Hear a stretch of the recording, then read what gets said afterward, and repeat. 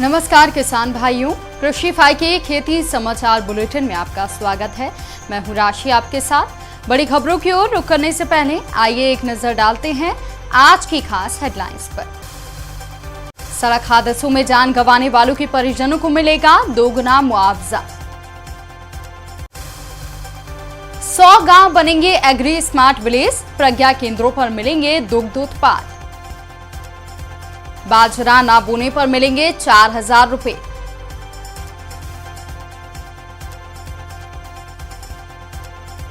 प्रधानमंत्री कृषि सिंचाई योजना की सब्सिडी बढ़ी। अब खबरें विस्तार से। उत्तराखंड सरकार ने सड़क हादसे में जान गंवाने वाले लोगों के परिजनों को दिए जाने वाले मुआवजे को दोगुना करने का फैसला लिया है। मुख्यमंत्री पुष्कर सिंह धामी की अध्यक्षता में हुई आपदा प्रबंधन की तैयारियों की समीक्षा बैठक में ये फैसला लिया गया। पहले मृतक के परिजनों को 1 लाख का मुआवजा दिया जाता था, जिसे अब बढ़ाकर 2 लाख कर दिया गया है। इसके अलावा उत्तराखंड के पहाड़ी क्षेत्रों में 77 से अधिक डेंजर जोन चिन्हित किए गए हैं। इन्हें दुरुस्त करने के निर्देश दिए गए हैं।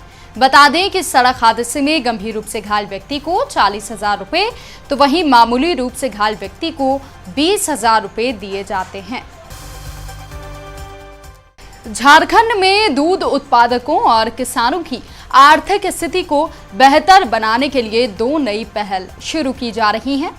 इसके तहत प्रदेश के साहिबगंज जिले में 50,000 लीटर की क्षमता वाले डेयरी प्लांट का उद्घाटन मुख्यमंत्री हेमंत सोरेन के द्वारा किया गया। 4 करोड़ की लागत से तैयार इस प्लांट का संचालन झारखंड मिल्क फाउंडेशन करेगा। इस मौके पर झारखंड मिल्क फाउंडेशन और कॉमन सर्विस सेंटर प्रज्ञा केंद्र के बीच एक MOU पर भी हस्ताक्षर हुए। इसके तहत मेधा डेयरी राज्य के डेयरी प्लांट उत्पाद को बाजार में उपलब्ध करवाएगी। साथ ही मेधा डेयरी के सभी दूध उत्पाद राज्य के 20,000 से अधिक कॉमन सर्विस सेंटर पर मिलेंगे। राज्य में 100 गांवों को एग्री स्मार्ट विलेज बनाया जाएगा। इसके तहत इन गांवों में सभी विभागों की योजनाओं को लागू करने का प्रयास किया जाएगा। इसके लिए 20 करोड़ रुपए स्वीकृत किए गए हैं। हरियाणा सरकार दलहन और तिलहन की खेती के प्रति किसानों को प्रोत्साहित करने के लिए फसल विविधीकरण योजना चला रही है। इसके तहत अगर किसान खेतों में बाजरा नहीं बोते हैं तो उन्हें 4000 रुपए प्रति एकड़ के हिसाब से सहायता राशि दी जाएगी। दरअसल दक्षिण हरियाणा के 7 जिलों में, जिनमें महेंद्रप्रगढ़ और दादरी, भिवानी, नूहू, चरखी आदि बाजरा बहुल्य हैं, इन जिलों में तिलहन और दलहन फसलों को बढ़ाने के लिए सरकार ने ये फैसला लिया है। आप वेबसाइट fasal.haryana.gov.in पर जाकर रजिस्ट्रेशन करवा सकते हैं। रजिस्ट्रेशन के बाद सत्यापन किया जाएगा और इसके बाद सहायता राशि किसानों के खाते में सीधी जमा कर दी जाएगी। उत्तर प्रदेश सरकार ने भारत सरकार के द्वारा चलाई जा रही प्रधानमंत्री कृषि सिंचाई योजना के घटक ड्रॉप मोर कॉप कार्यक्रम में ड्रिप व स्प्रिंकलर सिंचाई के लिए अतिरिक्त वित्तीय सहायता देने के प्रस्ताव को मंजूरी दे दी है। ड्रिप व स्प्रिंकलर सिंचाई तकनीक को ज्यादा से ज्यादा उपयोग करने और अधिक से अधिक किसानों को प्रोत्साहित करने के लिए साल 2022-23 और 2026-27 तक 5 सालों के लिए राज्य सरकार सहायता देगी।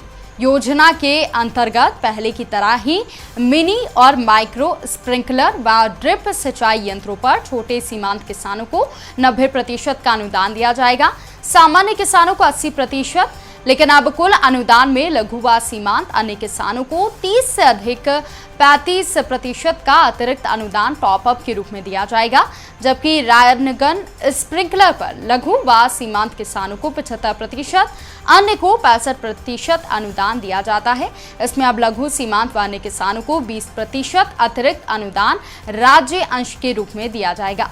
योजना का लाभ लेने आप वेबसाइट www.uphorticulture.gov.in पर जाकर पंजीयन कर सकते हैं।